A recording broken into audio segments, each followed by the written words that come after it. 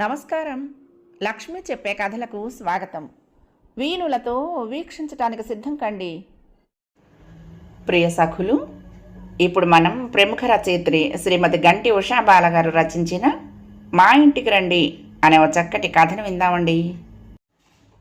Cell ఫోన్లో reels చూస్తున్నాను, ఒకదాని తర్వాత మరొకటి చూపుడు వేలు జరుపుతూ. ఇప్పుడు ప్రతివాడు యూట్యూబ్లో హీరోయే. వంట వార్పులు, కట్టుబొట్టు, సంస్కృతి సాంప్రదాయాలు, వాట్ నాట్ ప్రతిదీ ఇక్కడ దొరికేస్తున్నాయి. అలా గబగబా జరిగిపోతున్న నా కుడి చేతి చూపుడు వేలు టక్కున ఒక చోట ఆగిపోయింది. రండి రండి రండి దయచేయండి, తమరి రాక మాకెంతో సంతోషం సుమండి. శ్రావ్యమైన పాట నేపథ్యంగా వస్తుంది. ఓ పెద్దాయన తెల్లని గ్లాస్కో పంచ కట్టుకుని పైన తెల్లని లాల్చీ కండువాతో పాటకు తగ్గట్టుగా అభినయిస్తున్నాడు. అతనితో పాటు ఒక పెద్దావిడ కూడా అందరికీ స్వాగతం అన్నట్లుగా నవ్వుతూ నిల్చుంది. వెనక నుంచి ఒక గంభీరమైన కంఠంతో వాయిస్ ఓవర్ వస్తోంది. మీది పెద్దలను ఎదిరించిన ప్రేమ వివాహమా, లేదా పండుగ జరుపుకోవటానికి బంధువులు ఎవరూ లేరా? ఈ మహాపట్నంలో, ఈ కాంక్రీట్ అడవిలో 26వ అంతస్తులో ఆకాశానికి అతి దగ్గరగా కాపురం ఉంటున్నారా? మొక్క ముటిక పార్కుల్లోనూ, కాకి పిచ్చుకలను బర్డ్స్ శాంచరీస్లోనూ మాత్రమే మీ పిల్లలకు చూపించగలుగుతున్నారా? అయితే అలాంటి వారికి మా ఇల్లు ఎప్పుడూ ద్వారాలు తెరిచి స్వాగతం పలుకుతుంది. ప్రకృతి ఒడిలో అందమైన పరిసరాల మధ్య ఉన్న మా ఇంటికి రండి. మొదట మమ్మల్ని సంప్రదించిన నలుగురికి మాత్రమే అవకాశం అంటూ ఇంకా ఏదో వివరాలు చెప్తున్నాడు. ఎందుకో ఆ రీల్ నన్ను ఆకట్టుకుంది. ఆ 3 నిమిషాల్లో వాళ్ళ మాటలు, వాళ్ళు చూపించిన పరిసరాలు నన్ను భలే ముగ్ధుణ్ణి చేశాయి. ఆలోచనలో పడ్డాను. మర్నాడు ఉదయాన్నే కాఫీ కప్పు అందిస్తూ నా శ్రీమతి ఉష, ఏం చేద్దాం శరత్, ఈసారి 5 days సెలవులు వచ్చాయి స్కూల్స్కి, నాకు లాంగ్ వీకెండ్, ఈ సంక్రాంతికి పిల్లలు ఎటైనా వెళ్దాం అంటున్నారు అంటూ వేడివేడి కాఫీ అందించింది. ఇదో పెద్ద ప్రాబ్లం అయిపోయింది. ప్రతి హాలిడేస్కి ఎక్కడికి వెళ్ళిపోతాము? నలుగురం ట్రిప్పుకు వెళ్ళాలంటే ఎంత ఖర్చు? రాను పోను ఫ్లైట్ టిక్కెట్లకి, వెళ్ళిన చోట లాడ్జింగు, బోర్డింగు, ఇంకా షాపింగు. అమ్మో, ఈసారి నా వల్ల అంత బడ్జెట్ కాదు. క్రితంసారి మలేషియా ట్రిప్పు అప్పు ఇంకా తీరలేదు అన్నాను విసుగ్గా. ఈసారి నేను కూడా కొంత కాంట్రిబ్యూట్ చేస్తానులే, లేకపోతే ఈ సెలవులకు వెళ్ళని ఎంటర్టైన్ చేయటం నా వల్ల కాదు అంది ఉష. అబ్బా, ఇదో గోల్ అయిపోయింది పండగ వచ్చినప్పుడు అలా అనుకుంటూ ఏదో మెసేజ్ వచ్చేసరికి ఫోన్ తీశాను. అప్పుడే నా బుర్రలో టక్కున నిన్న చూసిన రీలు గుర్తొచ్చింది.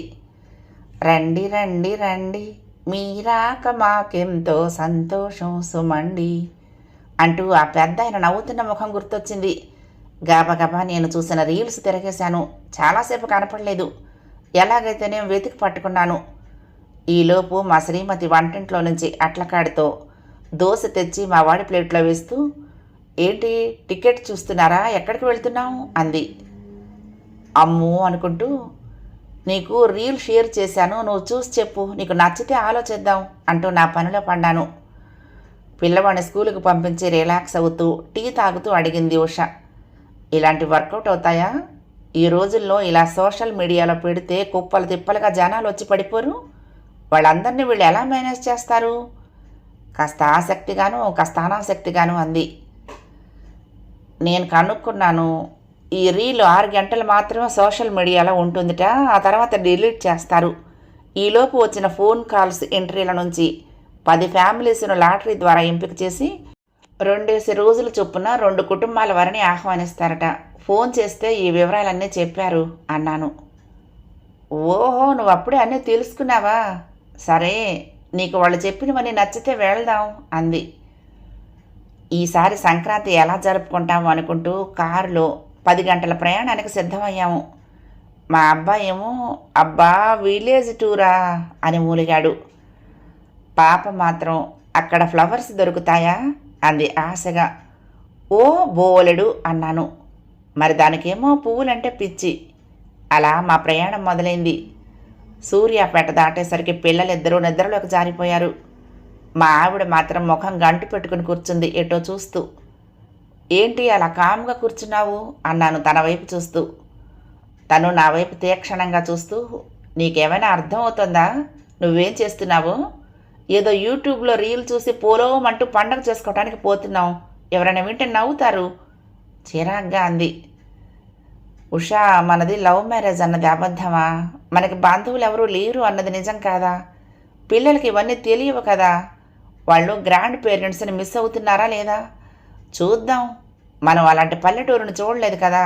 డిఫరెంట్ ఎక్స్పీరియన్స్ అన్నాను నింపాదిగా రోడ్డు మీదకు చూస్తూ. అయినా మనం వెళ్ళే ట్రిప్పులో ఉండే హోటల్ వాళ్ళు ఎవరైనా మన చుట్టాలా వీళ్ళు కాకపోవటానికి అన్నాను. ఏమోనబ్బా, నువ్వు నీ పిచ్చి అంటూ వెనక్కి వాలింది. గూగుల్ మ్యాప్ చూపించినట్టుగా నా కారు వెళ్తోంది. చుట్టూ పంట పొలాలు, కొబ్బరి తోటలు, రోడ్డుకి ఇరువైపులా పంట కాలువలు, పొలాల్లో అక్కడక్కడ ఎగురుతున్న కొంగల బారులు. చల్లటి గాలి వస్తుంది. ఏసీ ఆఫ్ చేసి విండో తెరిచాను. చల్లటి గాలి ముఖానికి తగిలింది. సిటీలో డ్రైవ్ చేసేటప్పుడు కాలు క్లచ్ మించి కదపటానికి ఉండదు, కానీ ఇక్కడ మాత్రం రోడ్డు అంతా ఖాళీగా ఉంది. చల్లగాలి తగిలేసరికి ఉలిక్కి పడి లేచిన ఉష చుట్టూ ఉన్న ప్రకృతిని చూసి వావ్ భలే ఉంది అంది ఆవలిస్తూ. ఆ మునిమాపు వేళలో పశువులు ఇళ్లకు చేరే వేళ చిన్న చిన్న పల్లెటూర్ల మధ్య నుంచి సాగుతోంది మా ప్రయాణం. కళ్ళాపి చల్లిన వాకిళ్ళు, రంగవల్లులు దిద్దుతున్న లలనామణులు. దారిలో ఒక చిన్న పాక హోటల్ ముందు టీ కోసం ఆగాము. ఎండిన కొబ్బరాకుల మంట ఉన్న పొయ్యి మీద టీ కాచిచ్చాడు. మా ఆవిడ మొహం అదోలా పెట్టి పొగ వాసన వస్తుందేమో నాకొద్దు అంది. ఏం వేయదు, తాగు చూడు అన్నాను. ఆ టీ షాప్ అతను చిన్న చిన్న గాజు గ్లాసుల్లో టీ పోసిచ్చాడు. మా ఆవిడ గ్లాస్ అందుకుంది. టీ రుచి అమోఘంగా ఉంది. అల్లం, ఇలాచీల గోబాళింపు, బూరుగుపల్లి బెల్లం రుచి. మా ఆవిడ ముఖంలో కాస్త మార్పు కనిపించింది. బాగుంది అన్నట్టు బుర్ర అటు ఇటు ఊపింది. తనకు ఇలాంటివి కొత్త. నేనింకా చిన్నతనంలో 1-2 సార్లు మా పెదనాన్నగారి భార్యతో కోనసీమ పల్లెటూర్లకు వచ్చాను. తనైతే ఇంతవరకు గోదావరి నదినే చూడలేదుట. అక్కడే వేడివేడిగా వేస్తున్న పుణుకులు తిని మళ్ళీ మా ప్రయాణం మొదలుపెట్టాము. కారు గోదావరి పాయ వంతెన మీద నుంచి వెళ్తుంది. వంతెనకు అటు ఇటు నది, మధ్యలో ఇసుక మేటలు, మధ్య పెరిగిన రేలుగడ్డి. ఎదురుగా నారింజ రంగులో పడమటికి కుంకుతున్న సూర్యుడు. మా ఆవిడ పిల్లలు కారాపమని కిందకు దిగి ఫోటోలు వీడియోలు తీసుకున్నారు. సోషల్ స్టడీస్లో చదువుకున్న గోదావరి రివర్ ఇదేనా? మా అబ్బాయి అడిగాడు. కాసేపు కళ్ళార ప్రకృతిని చూసి కడుపార ఆక్సిజన్ పీల్చుకొని మళ్ళీ బయలుదేరాము. అక్కడి నుంచి 2 కిలోమీటర్ల దూరంలోనే వాళ్ళు చూపించిన ఇల్లు. వీధి చివర ఉందా ఇల్లు. మేము కారు దిగేసరికల్లా 2 పంచ కట్టుకుని తలపాగా చుట్టుకున్న వ్యక్తులు చేతులు జోడించి నమస్కరిస్తూ లోపలికి ఆహ్వానించారు. కింద నేలంతా రంగురంగుల రంగవల్లులు, పందిరంతా మామిడి తోరణాలు, పెళ్లివారిల్లులా ఉంది. నేను లోపలికి వెళ్ళాను. ఇందాకటి వ్యక్తులు మా లగేజ్ తీసుకొచ్చి లోపల పెట్టారు. మొహమాటంగా నిలబడి చూస్తున్న మా ఆవిడ పిల్లల్ని 2 లంగా ఓణీలు వేసుకున్న అమ్మాయిలు సాదరంగా ఆహ్వానించారు. వీధి అరుగు మీద బంతిపూల రాసులు పోసున్నాయి. ఓ 2 కూర్చుని పూలు మాలలు కడుతున్నారు. వీడియోలో కనిపించిన ఆయన ఎదురొచ్చి పలకరించాడు. ఏమ్మా, ప్రయాణం బాగా జరిగిందా? లోపలికి రండమ్మా అంటూ. నర్సయ్య, కాఫీ పట్రా అని పురమాయించాడు. నేను, నా శ్రీమతి, పిల్లలు మొహమాటంతో మండువా లోగిల్లో వేసి ఉన్న చెక్క కుర్చీలో కూర్చున్నాము. అలాంటి కుర్చీలలో కొన్నేళ్ల క్రితం టీచర్లు కూర్చునేవారట అమ్మ చెప్పింది. ఇప్పుడు అన్ని చోట్ల ప్లాస్టిక్ కుర్చీలే. ఇంతలో ఒకరు కొబ్బరి బొండం నీళ్లతో, ఒకరు కాఫీ గ్లాసులతో మా ముందు నిలబడ్డారు. అందరం కట్టెల పొయ్యి మీద రాగి డేగిసాలో కాచిన వేడి నీళ్లతో స్నానాలు చేశాము. ఆ నీళ్ల వాసన ఎంత బాగుందో. మాలాగే ఆ రోజు మరొక 3 కుటుంబాల వాళ్ళు వచ్చారు. ఒకరినొకరం పరిచయం చేసుకున్నాము. ఇంచుమించు అందరం ఒకటే వయసు వాళ్ళం. కుటుంబ నేపథ్యాలు దగ్గరగా ఉన్నాయి. కొద్దిసేపట్లోనే అందరం స్నేహితులం అయిపోయాము. ఇంతలో భోజనాలకు పిలుపు వచ్చింది. పెరటి చావిట్లో మడత పెట్టిన జంపుకానాలు పరిచారు. వాటి ముందు అరిటాకులు వేశారు. స్టీల్ గ్లాసుల్లో మంచినీళ్ళు పోశారు. చకచక ఇందాక మమ్మల్ని లోపలికి ఆహ్వానించిన వారే వడ్డనలు చేశారు. ఎక్కడా ప్లాస్టిక్ అన్నది కనిపించలేదు. కమ్మటి ఆకుకూర, పెసరపప్పు, ములక్కాడ వేసిన చారు, అరటికాయ కూర, టమాటా పచ్చడి, సేమియా పరవాన్నం. చాలా రోజుల తర్వాత అమ్మ చేతి వంట తిన్నంత కమ్మగా అనిపించింది. పిల్లలు కూడా ఆవురావురమంటూ అన్నాలు తిని మాకు కేటాయించిన గదిలో ఉన్న పందిరి పట్టి మంచం మీద హాయిగా నిద్రపోయారు. తెల్లని చాకింటి దుప్పట్లు కప్పింది ఇందాకటి అమ్మాయి. అందరి భోజనాలు అయ్యాక మండువా హాల్లో అందరం కూర్చుని తంబోలా ఆడుకున్నాము. కొందరు అంత్యాక్షరి ఆడుకున్నారు. ఆడవాళ్ళందరూ కబుర్లలో పడ్డారు. మమ్మల్ని ఆహ్వానించిన పెద్దాయన కూడా మాతో పాటు కూర్చున్నారు. ఆయన పేరు ప్రతాపరావుట. మధ్యలో నరసయ్య అందరికీ అల్లం టీ అందించాడు. రాత్రి 12 దాకా సరదాగా కాలక్షేపం చేసి అందరం ఒకరికొకరు గుడ్ నైట్ చెప్పుకుని ఎవరి గదిలోకి వాళ్ళం వెళ్ళి పడుకున్నాము. ఇంత మంచి చోటుకు తీసుకొచ్చినందుకు మా ఆవిడ నాకు థ్యాంక్స్ చెప్పింది. తెల్లవారుజామున 4 గంటలకే నరసింహం తలుపు తట్టాడు. భోగి మంట వేస్తున్నారు సార్, అందరూ స్నానాలు చేసి రండి అంటూ చెప్పి వెళ్ళాడు. ఇల్లంతా ఒకటే హడావుడి. అందరూ పెరట్లో ఉన్న బాత్రూముల్లోనూ బావి దగ్గర స్నానాలు కానిచ్చి తయారయ్యారు. కాసేపటికి అందరూ భోగి మంట చుట్టూ చేరారు. ఆవు పిడకలతో కూర్చిన దండలు పిల్లలందరికీ ఇచ్చారు మంటలో వేయటానికి. తర్వాత వేడివేడి కాఫీ, ఉప్మా టిఫిను అందరికీ అరిటాకుల్లో వేసి వడ్డించారు. ఇంట్లో అయితే ఎప్పుడు ఉప్మాయేనా అంటూ సణుక్కునేవాణ్ణి. కానీ ఇక్కడ ఎంతో ఇష్టంగా తిన్నాను. బాగా తెల్లవారాక చుట్టుపక్కల ఉన్న తోటలకి ఆలయాలకు వెళ్ళొచ్చాము. మధ్యాహ్నం కడుపు నిండా మృష్టాన్న భోజనం. సాయంత్రం ఆ ప్రాంతంలో దొరికే కొబ్బరి గుడ్లు, తేగలు లాంటివి స్నాక్స్గా తిన్నాము. రాత్రి తేనె పానకంలో నానబెట్టిన గారెలు టిఫిన్గా పెట్టారు. గంటకొకసారి ప్రతాపరావు గారు వచ్చి ఇక్కడంతా సౌకర్యంగా ఉందా, ఏమైనా కావాలా అంటూ ఆప్యాయంగా అడుగుతూనే ఉన్నారు. సాయంత్రం ఆ వీధిలో ఉన్న మొత్తైదువులంతా కలిసి పిల్లలకు భోగి పళ్ళు పోశారు. మర్నాడు సంక్రాంతి కావటంతో ఆ రోజు రాత్రి ఆడవాళ్ళందరూ ఒక గదిలో పెద్ద బొమ్మల కొలువు పెట్టారు. సంక్రాంతి నాడు ఉదయాన్నే టిఫిన్ తిని ఊరు చివరన గోదావరిన మా కార్లతో సహా పంటిలోకి ఎక్కి అవతల ఒడ్డున ఉన్న పురాతన ఆలయాలను, లంక గ్రామాలను చూశాము. కొబ్బరి పిచ్చితో తయారయ్యే వస్తువుల పరిశ్రమలు, ప్రాచీన బౌద్ధ ఆరామాలు చూశాము. ఇక మర్నాడు కనుమ. ఆ రోజే మా ప్రయాణం. ఆ రాత్రి ప్రతాపరావు గారిని కలిశాను. సాధారణంగా ఆయన గదిలోకి ఆహ్వానించారు. సార్, ఎప్పుడు తెల్లవారుతుందో ఎప్పుడు రాత్రి అవుతుందో తెలియకుండా, ఎందుకు దేని వెంట పడుతున్నామో అర్థం కాకుండా బ్రతికేస్తున్న మాకు ప్రకృతికి దగ్గరగా కావలసినంత పచ్చిగాలి పీల్చుకునేలా కడుపార స్వచ్ఛమైన బువ్వ పెట్టి సొంత బంధువుల కంటే ఎక్కువ మర్యాదనిచ్చారు. ముఖ్యంగా ఎవరో తెలియని మనుషుల మధ్య ఎంతో సంబరంగా ఈ పండుగ పెద్ద ఉత్సవంలా జరుపుకున్నాము. మా అమ్మ పోయాక నాకు సంక్రాంతి అంటేనే తెలియదు. అంటే దాదాపు 20 ఏళ్ళు పైనే.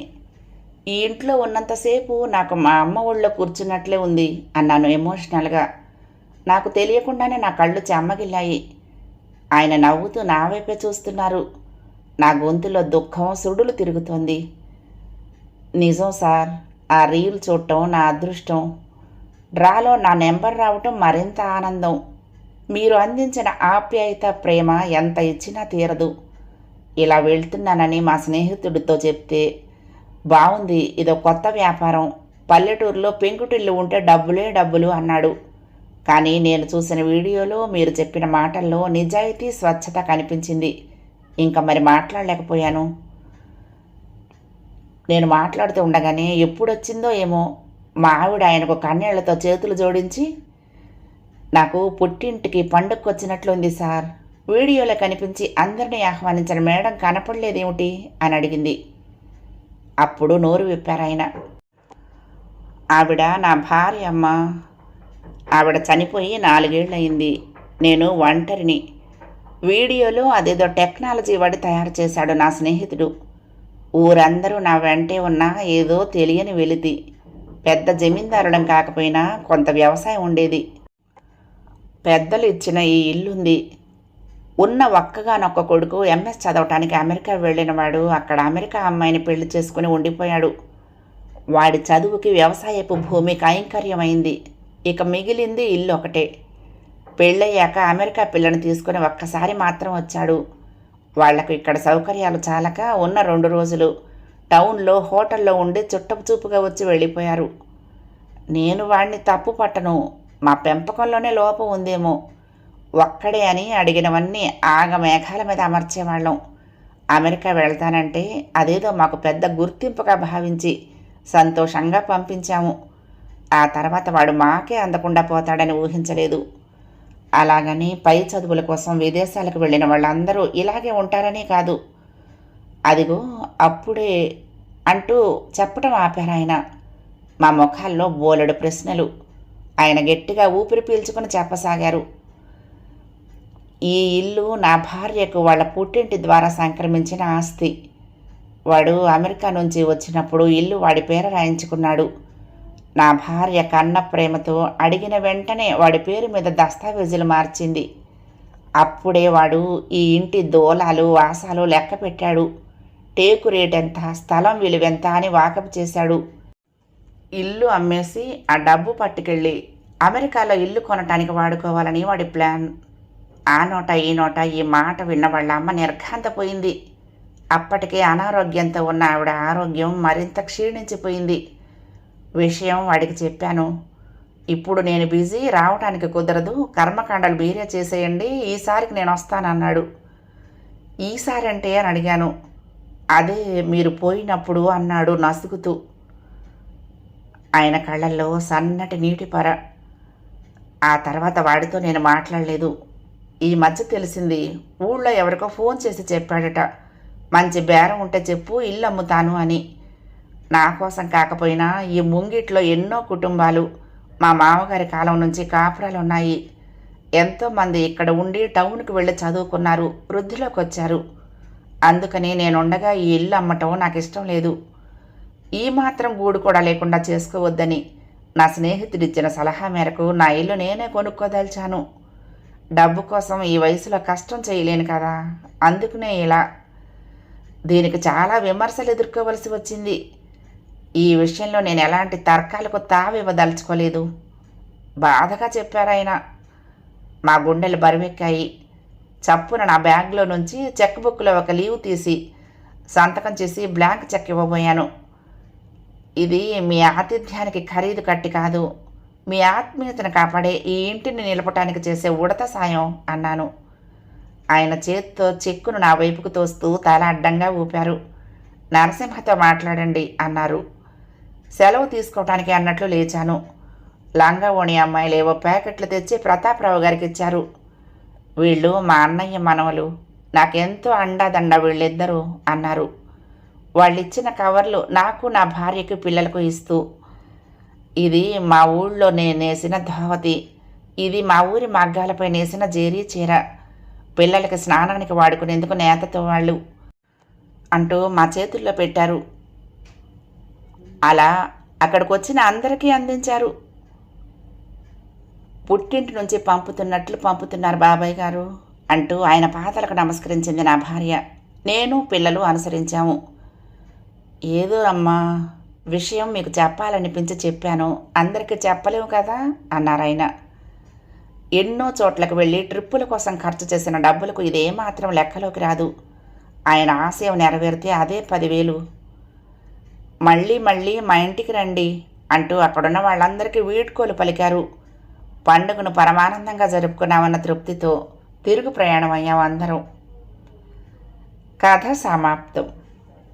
ప్రియ సఖులు, ఈ కథ మీకు నచ్చితే తప్పకుండా లైక్ చేయండి, షేర్ చేయండి, కామెంట్ చేయండి, సబ్స్క్రైబ్ చేసుకుని నన్ను ఎంకరేజ్ చేయండి. ఉంటానండి. ప్రేమతో లక్ష్మి, కృష్ణాతీరం దుర్గమ్మ సన్నిధానం. నమస్తే.